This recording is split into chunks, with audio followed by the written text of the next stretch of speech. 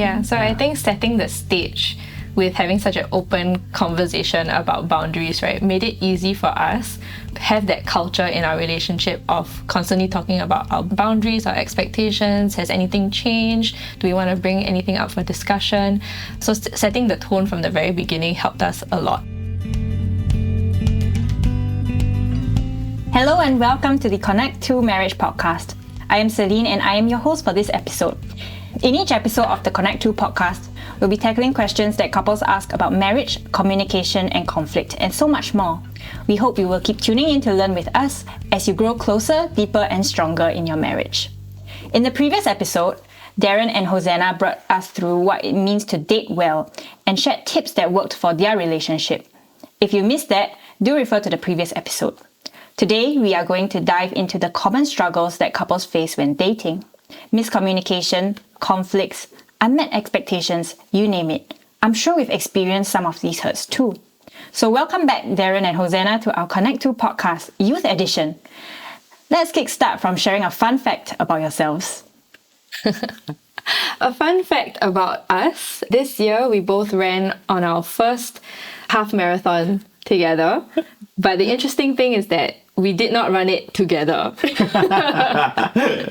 Not because, we didn't want to, but I wanted Darren to be able to run it at his best. And I knew that if he was to run with me, it would not be his best.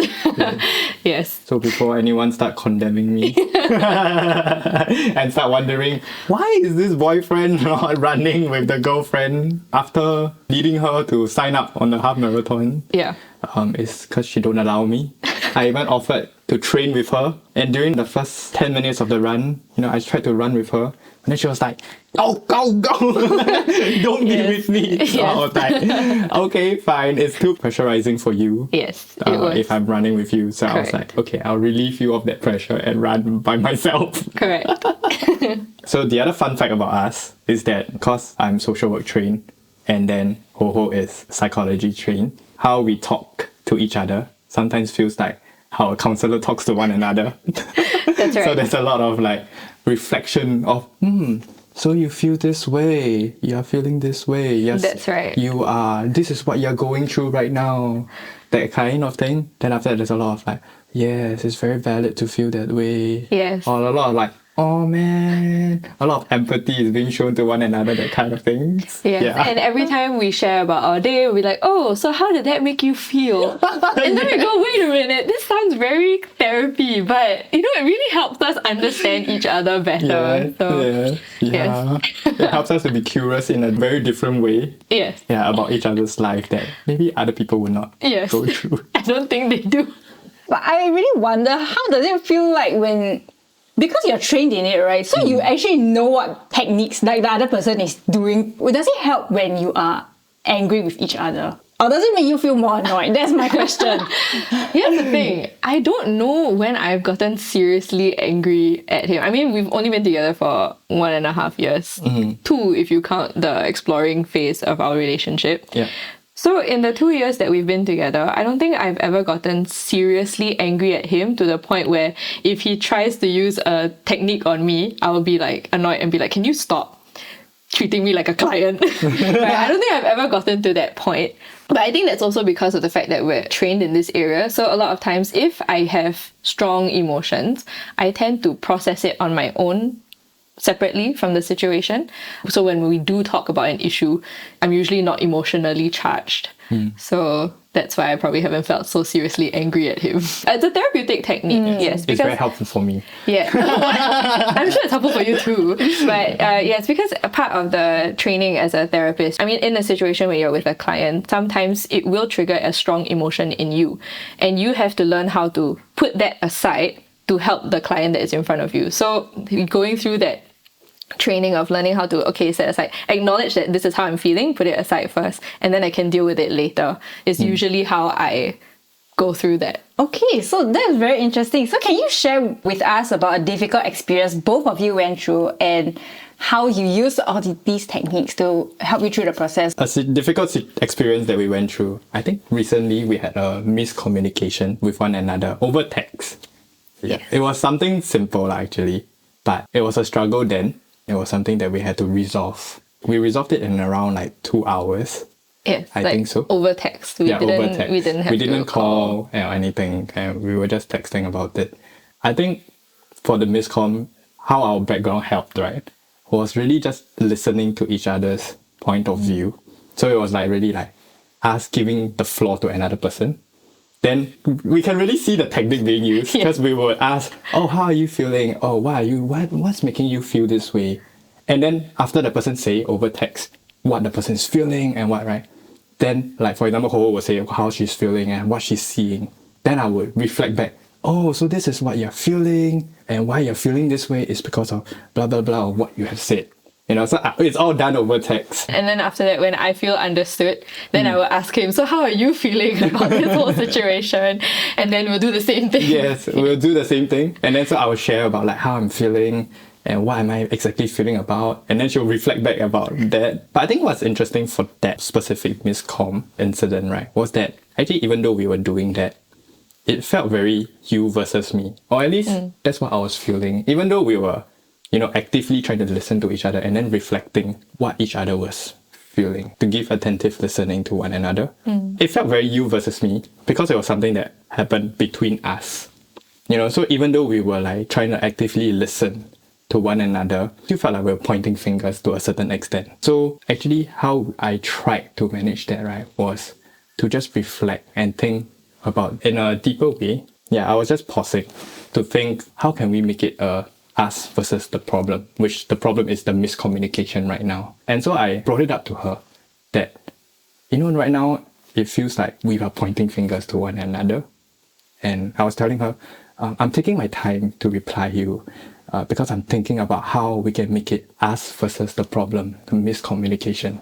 Which at that point of time, we didn't even know it was a miscommunication. We had to talk through to actually find out what was the problem that the both of us need to unite against. I think the issue with this, or rather the fact that we were saying that it still felt like a me versus you kind of situation, right? I think a lot of times when it comes to relationship issues, it's usually a situation where someone's actions cause the other person to feel a certain way. So that's why it always feels like a you versus me, right? Because there was an action done to someone else. Now, it may not have been the person's intention to hurt. So you may understand that this is not your intention, and we understand, we apologize, oh, this is not my intention. But then moving forward, right, it cannot be so you need to apologize to me and that's it, full stop, right? But it has to be more of okay, so what can we do about this situation together, right? At the end of the day, it's to remember that we are a team and we're not like against each other. That's a very interesting thought, because I think I have tried this active listening with my husband as well, but that's the problem. It always ends up with, I am feeling this way because you did something to me. And in the end, it really doesn't feel like this active listening is really resolving any problem, but it's really how you change it into us versus the problem. And I think that requires a big mindset shift as well. Yeah. So the active listening part is really useful in understanding each other, because a lot of times also a lot of big arguments that happen is because we're just trying to shout our point across and we don't care what the other person is saying, right? I just want you to hear what I am saying. But when you engage in active listening, you're stopping yourself from going, I need to get my point across, but rather I want to understand what you are trying to say. I want to understand how you are feeling, right? And then from getting to that place of understanding, it brings you to a place where you're able to then say, okay, now how do we then look at this problem as a us versus the problem? Because if you haven't gotten through the understanding part, you cannot get to the part where you stop seeing each other as an enemy, right? Where you're like, oh, you hurt me, but rather you look at each other as we're part of the same team. I totally agree to what Ho said, like the part on where active listening is to understand the problem, because each of us may see the problem differently. And the active listening part is for us to understand how we see the problem differently so that we can all arrive at the same page of what is the problem exactly. Then we will know how do we be together to tackle that problem. So let's move on to expectations. So in the previous episode, you did mention a lot about setting expectations early on, even before you officially started your relationship. Let's talk about some of the expectations that you have for each other. For example, how often you meet and how to get to know each other's friends. Marriage is one of the most rewarding things in life. Yet, navigating marriage as newlyweds or an engaged couple can sometimes get overwhelming. Whether it's managing expectations of the in-laws, getting a good grasp of your family finances, or establishing good habits of communication and healthy conflict. Focus on the Family Singapore's Marriage Preparation Program aims to help you build a solid foundation in the early years and prepare you for the adventure of your life. Visit family.org.sg/C2 Marriage Prep for more information today.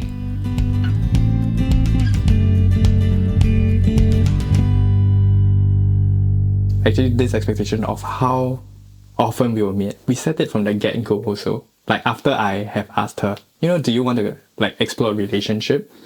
The next few minutes or the next 30 minutes was actually us talking about our expectations, our boundaries with one another. So one of it we were saying is, how often should we be meeting? And we were saying back then it was bi-weekly once.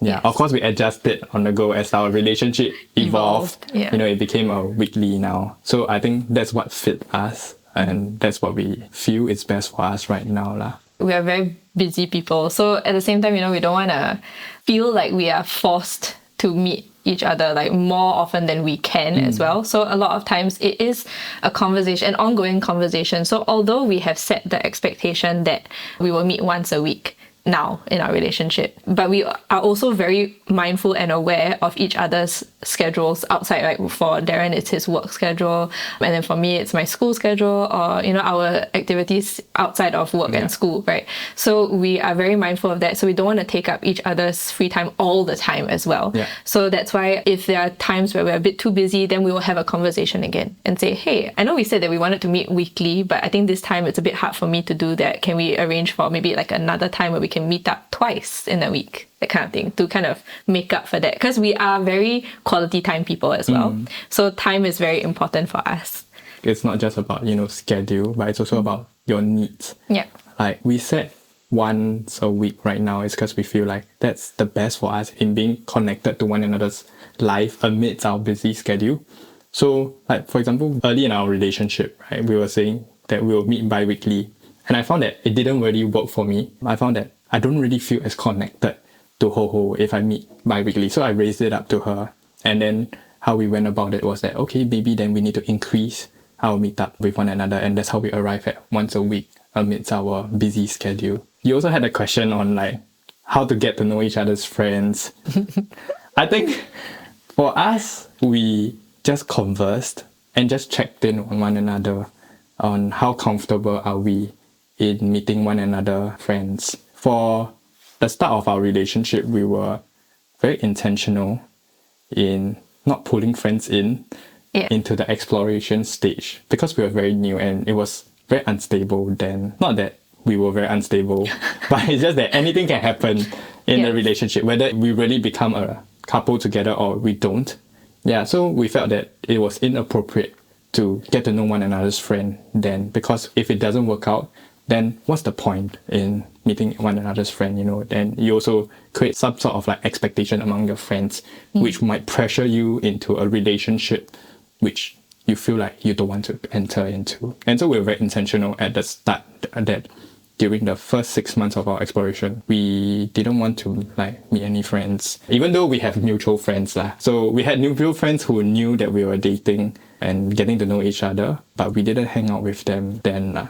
Then it was only after we became official, then we continued to talk about, how comfortable are we and which group of friends are we comfortable, excited to let them know, to let each other into that friend group. I think in your relationship, you really have a lot of very intentional conversations, which is not something that I think is very common. So many aspects that I never thought of having an intentional conversation about. You have we actually spoke about this. Before we started the relationship, we got it down, we got the boundaries down, we got the expectations down. Which I think maybe really helped with having less conflict in the future. Right. Yes. I think it really did help. How I knew what topic to talk about, at the get-go, was because I also consulted my mentors. Before I entered into a relationship, I was asking them, hey, I'm interested in this girl, and I was just wondering what am I supposed to be aware of and what am I supposed to be talking about at the start.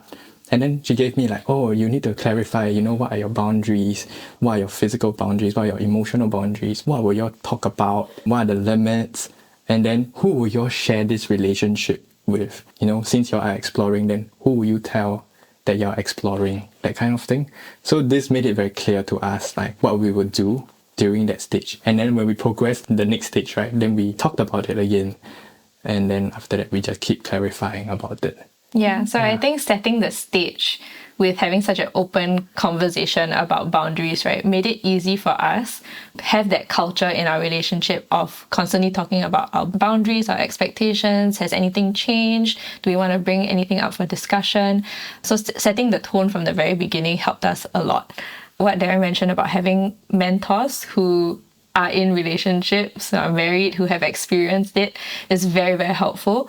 I think also like when we entered into the next phase of our relationship where we're more serious, right, we did have questions for ourselves because we've never been in this is both of our first relationship, like serious relationship as well. So for us to know like, okay, so what should we be talking about now? Because we had the topics that we needed for the exploring phase, but now we're in the, okay, moving on towards marriage phase. What do we need to discuss, right? And so having that conversations with people who have gone before us in that sense, right, who are married already, they kind of know what we should be looking out for. So having these kinds of friends around helps us a lot in navigating. But at the same time, we don't bring in people to the conversation. So we just get advice in terms of the topics.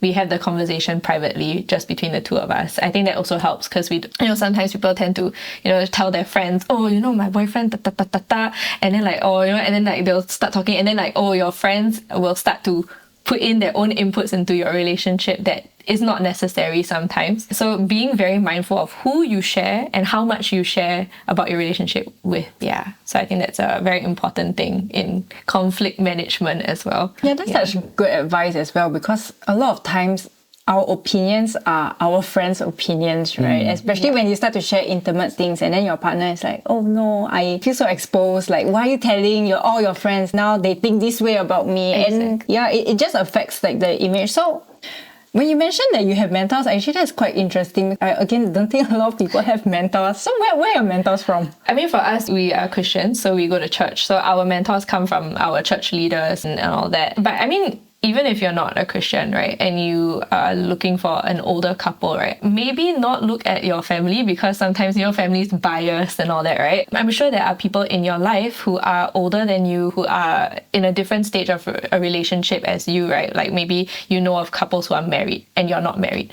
So these are the people that you can, if you think their marriage is something that you want to emulate or something that you admire, then these are the people that you can approach. So in each podcast, we address a frequently asked question that couples have about relationships. Today's question is, my boyfriend and I have been together for some time. We've spent time with each other's friends as well, but there is one particular friend group of his I feel uncomfortable with and wish he wouldn't spend so much time with them. He seems a different person when he's with them. He knows how I feel, but he cannot seem to let go of that friendship. What else can I do? This is a tough situation, I would say. I mean, we don't really have that much information as well about the whole situation. So for one, right, when you say that he knows how you feel, I'm wondering, right, has there been a conversation before, or is it just something that you're like, oh, I've said that I don't really like, and then just kind of moved on? This is something that is very notable, right, in my relationship with Darren, is the fact that we have a lot of intentional conversations where we try to understand each other. So not so much about just me sharing my feelings, oh, I don't like this, I don't like that, and you should just stop. Right? Like, let go of this friendship. But rather it's like, maybe you can have a conversation with him, find out what's his relationship with his friends, why is this friend group so important to him. So try to understand his perspective first rather than just trying to get your point across. At the same time, also, the way you phrase what you're going through is also important. And again, this is where I would say the part about me not coming in with my emotions high and I'm very emotionally charged, right? So going back to the conflict that Darren and I had, I was the one that was very upset. And actually what I did was I just took some time to not reply him because this was over text, right? So I actually didn't pursue the line of when you said that, it hurt me, and everything. But rather I just pulled myself back and I was processing my emotions first, release it, And then I came back to the conversation and then had a conversation with him where I said, when I actually presented it to him, how I was feeling, the actions that happened that made me feel this way. And I phrased it in a way that I hope wasn't very accusatory, or at least I tried to make sure that I was not accusing him. Like, why you always do this to hang out with them and then don't like, and you know I don't like them, then you go and hang out with this group, right? So that's one way that people tend to bring up an issue, which is probably not the best way because it puts the other person on a defensive mode rather than actually trying to have a productive conversation about it. So yeah, I think definitely the first thing is to have an open conversation where your intention is to understand each other. I think from the scenario, we don't really know what the boyfriend is feeling. Yeah. And we would need to understand what is he feeling, what is he seeing. My guess is that I think it's very difficult for anybody, for him, to let go of the friendship. I mean, supposedly he has years of friendships with them already, and he has so much shared memories with them. I think anybody would feel difficult to let go of that friendship. And so I think it's to understand that perspective and to check in with him. Is that really his perspective also? Because this is just a guess from me, but what he might be feeling might be different. Another thing is that the reason that he's acting differently, maybe this is also something to understand about him. Like to check in, why is he acting so differently with this particular group of friends? Is there something? What's happening in him that's making him act differently? And actually, I'm also wondering, is this different a bad different? Or is it a good different? And I would also think, if it's a bad difference, why is it a bad difference to you? Or if it's a good difference, why is it a good difference to you? So that you can sort of understand a little bit more about yourself, before you engage with him, so that you can extend that understanding and have reasons that if it's really bad, then reasons to let him know about, maybe certain things need to change. Something like ho-ho also, which is then in that conversation to understand him, to also get your point across of like how you feel uncomfortable or exactly what you feel uncomfortable by. It's very important to communicate that very calmly because this is something so important to him, right? So it will be natural if he will be more reactive to it. Yeah, and you might need to be prepared for him to show a reactive response to what you are saying to him. Thanks, Darren and Hosanna, for sharing so much from your heart. I'm sure our listeners have picked up a tip or two from your sharing, and I definitely learned a lot about intentional conversations, like having intentional conversations about so many topics that I never even really considered before. And that is probably the best way to prevent conflict in the first place. So before we let you go, do you have any parting advice for our youth listeners out there? My parting advice is, I think what I realized from my relationship with Ho-Ho is the importance of reflecting about yourself, why you're feeling a particular way, and what are you feeling about, whether that way that you're thinking and what you're feeling is reasonable, or is it based on like something that's not a fact. It's quite easy to be very reactive in a relationship. It's quite easy to feel a certain way strongly in a relationship because you are trying to integrate two people's life together, right? And two people that are so close together. So it's very easy to feel like irked by something. Yeah, but I think it's important to, for me at least, to reflect, why am I feeling this way? And before I start to bring up and communicate, what am I feeling? Then through my reflection, I'll be able to communicate so much more clearly, so much more productively about what exactly I'm facing, to Ho-Ho. I mean, that would have been one of the things that I wanted to say. It's a lot about self-reflection. I think a lot of times it's not very natural for us to reflect, right, what's going on in our own responses. We just go, okay, I'm feeling angry, that's it, right? But you never actually think, why am I feeling angry? What exactly about this action made me feel angry? So I would definitely agree with that. Another thing that I would want to say as a parting words, right, is for those of you who are not in a relationship right now, I would highly recommend that you find out more about yourself first before you get into a relationship. Figure out what is important to you, know what your expectations are, because I mean this was what was one of the markers for me in knowing that I was ready for a relationship as well, was that I knew what I wanted. And then when we had a conversation or we started to talk to each other, I realized, hey, Darren has a lot of the things that I'm looking for in a partner. But I wouldn't know that if I didn't first take the time to find out what is important to me. So really take the time when you're single to really know what you want, know who you are, so that you know the kind of partner that you want to have as well. Thank you. In each podcast, we end off with a couple challenge for couples to do and share with each other. So if you are listening to this with your partner, share one thing you've learned today that you would like to practice. For those of you who have been dating for some time and are looking to tie the knot, do check out our Connect2 Marriage Prep Workshop coming up in January 2025. For more details, check out www.family.org.sg/C2MarriagePrep. We hope you found today's episode helpful and encouraging. Please share this podcast with a friend who might also benefit from it. If you would like to find more marriage resources, you can go to family.org.sg for more details. Thank you for tuning in, and until next time, take care of yourself and your spouse.